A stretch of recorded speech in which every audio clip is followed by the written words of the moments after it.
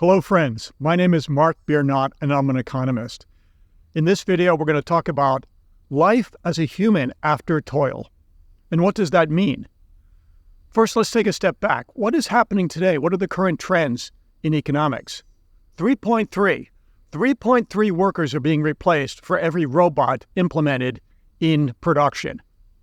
If you extrapolate that out, I think we, with fair confidence, can say between AI, robotics, automation, nanotechnology, etc., humans will be living like the Jetsons.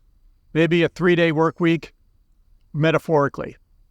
That means the amount of free time, or at least non-toil time, will be exponentially increased for most human beings living in a modern technological society, postmodern.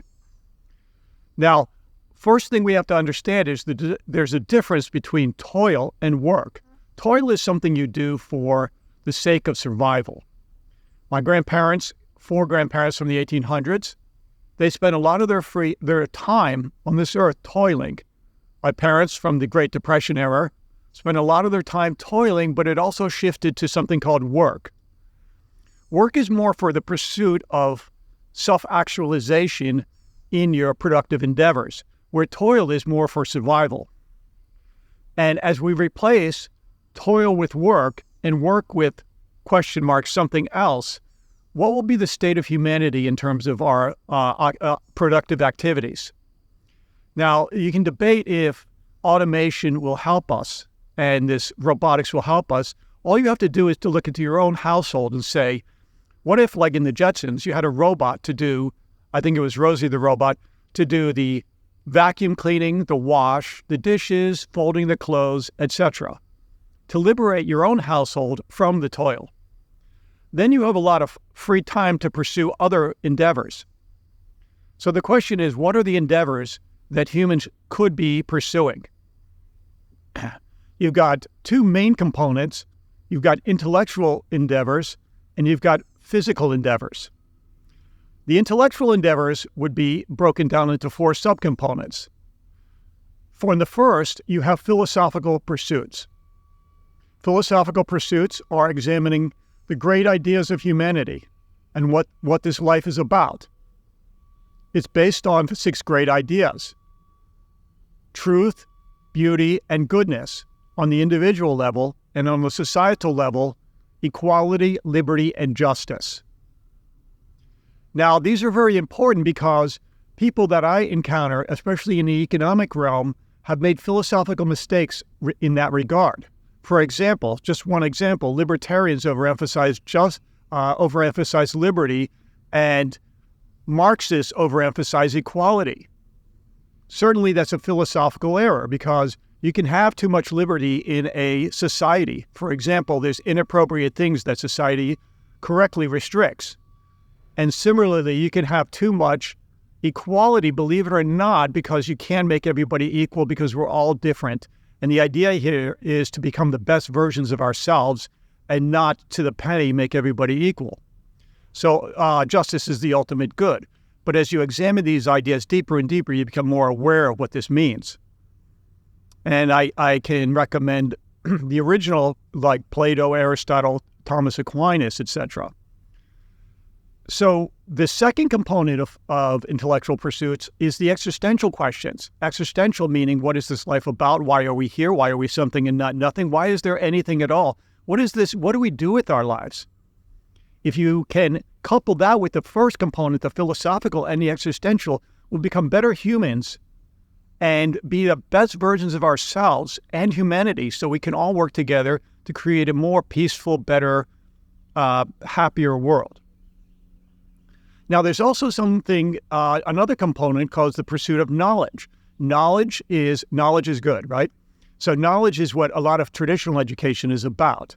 It's structured based on this accumulation of knowledge, usually universal knowledge connected to our human experience.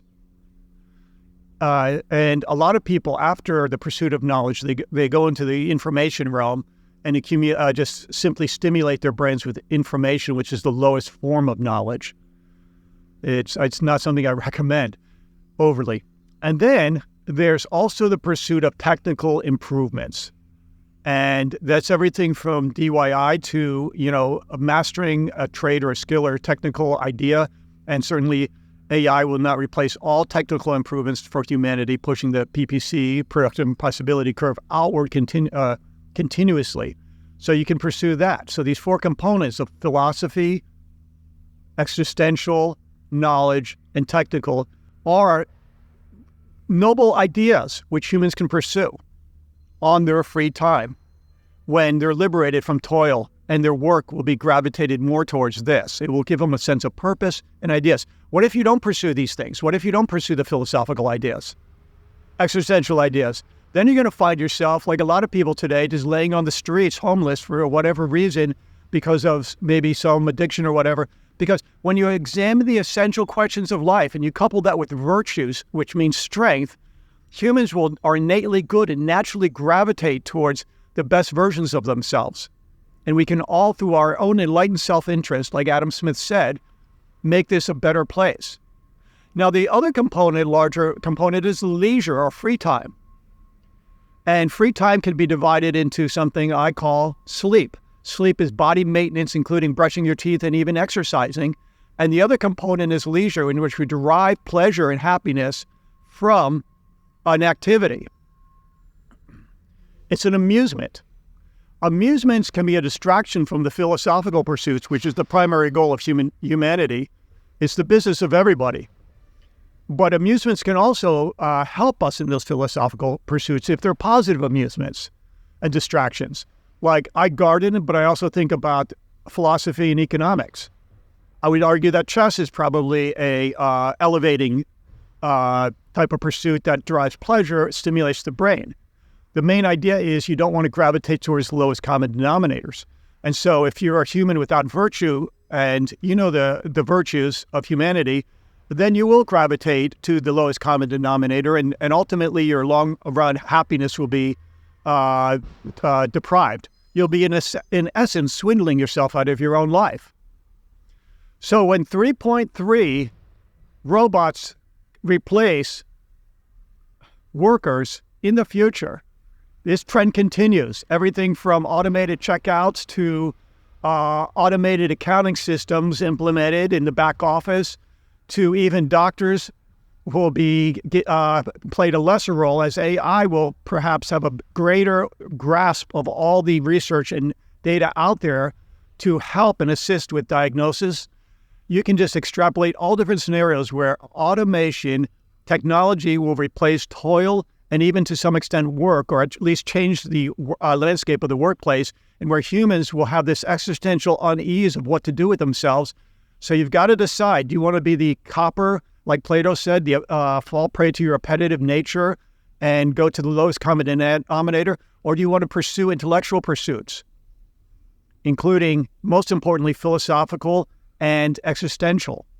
And then your work will have purpose and meaning, your life will have purpose and meaning, and like Adam Smith suggested, when we're all doing this, we're all doing the things that we're supposed to be doing in this life in a meaningful way, the world as a whole, we can alleviate poverty and help humanity with alleviate suffering. So this automation is a double-edged sword, and I believe humans are innately good as long as we don't fall prey to weakness. And we should be pursuing and first examining with our free time these philosophical and essential truths so that the economics of the future will be a better place. My name is Mark Biernot. I'm an economist. Thank you very much, and have a great day. Thank you.